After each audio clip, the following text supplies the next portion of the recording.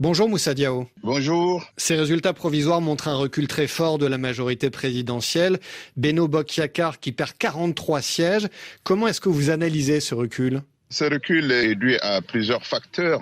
D'abord, le contexte international avec les effets de la crise ukrainienne sur l'alimentation. Ensuite, le contexte interne, national, avec la cherté des produits de première nécessité et puis l'absence de perspectives pour les jeunes. Et il y a un sujet aussi qui a été largement débattu, exploré par l'opposition, c'est la criminalisation de l'homosexualité. Ce sujet donc on a débattu et l'opposition, à travers Sonko, qui est en tête de l'opposition, il a su donc cristalliser l'ensemble des revendications autour de ces thématiques et qui ont porté parce que les jeunes se sont mobilisés massivement pour aller voter. Alors pour autant, pouvoir et opposition sont au coude à coude. 82 sièges pour Beno, 80 pour l'alliance Yewwi Askanui Wallu-Sénégal. Est-ce qu'on se dirige vers une période de recours ou une période de séduction pour gagner le ou les députés qui permettront d'atteindre la majorité absolue à 83 sièges sur 165 ? Oui, tout à fait. Il va y avoir ces deux aspects.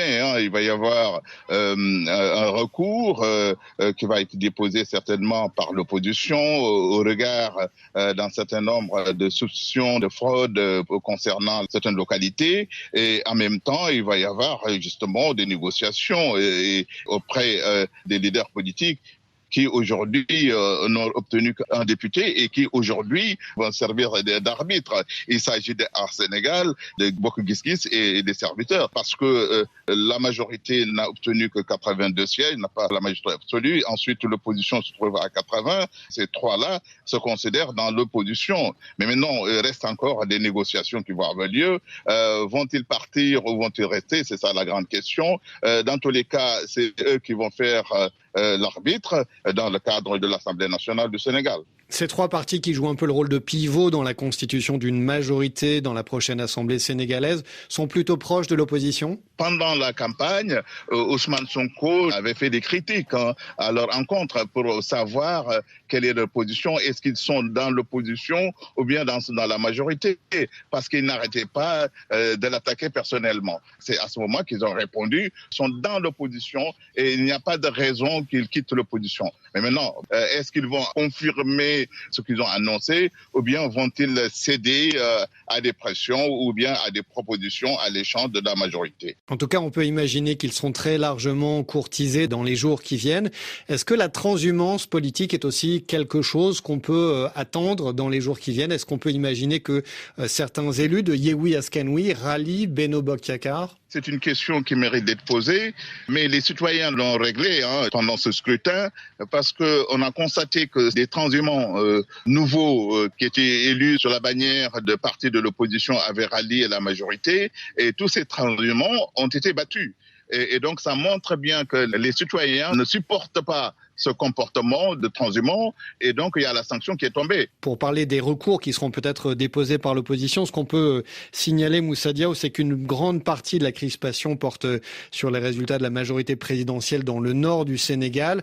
Dans des départements comme Matam, Podor, Ranérou, Kanel, l'opposition dit qu'il y a eu de nombreuses irrégularités dans ces départements. Oui, c'est ce que dit l'opposition à travers le mandataire et qui est revenu d'ailleurs tout à l'heure dans une déclaration de presse pour confirmer ses propos concernant donc ces localités. Il y a quand même quelques dysfonctionnements qui ont été notés. Est-ce que c'est assez nombreux pour pouvoir annuler des élections? Mais ça reste à l'appréciation des juges quand ils vont déposer leur recours. Comment est-ce que vous analysez les très forts scores qui ont été réalisés par Yewwi Askanui dans les départements de Dakar, de Thiès, de Ziguinchor? Est-ce qu'on est dans la dynamique des municipales dans ces trois zones ? Oui, tout à fait. C'est la confirmation de ce qui a été remarqué pendant les élections locales. Une forte percée de l'opposition dans ces grandes conglomérations. La majorité n'a pas su décrypter les messages. Il y a un rejet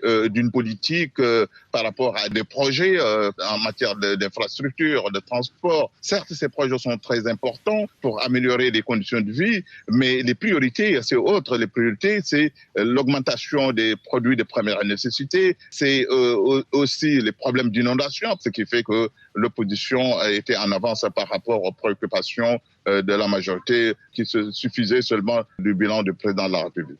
L'opposition obtient également la majorité dans le département de Saint-Louis qui était tenu par le camp présidentiel.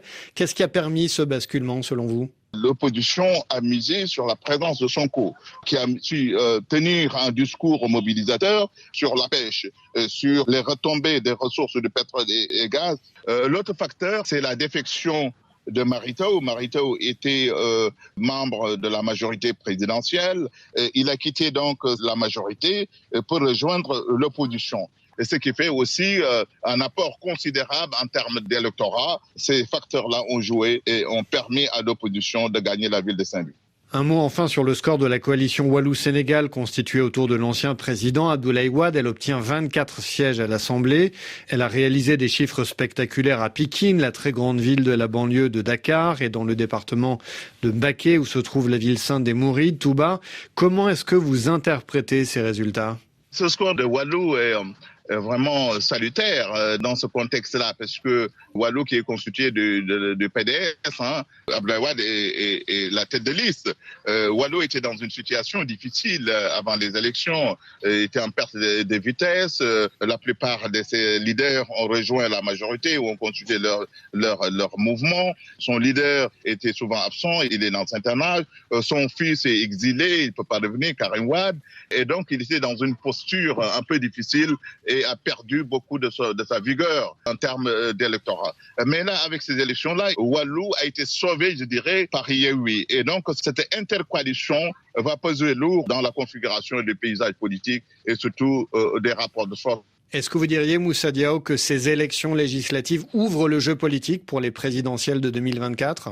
Oui, ça ouvre les jeux. Si Macky Sall veut briguer un troisième mandat, ça va être très compliqué pour lui. Les leaders qui sont exprimés pendant la campagne ont montré leur capacité de mobilisation. C'est vrai que ça va rendre complexe les rapports de force, mais parce que c'est ça la démocratie, les acteurs vont se positionner et les Sénégalais vont se déterminer au moment opportun. Moussa Diaw, merci.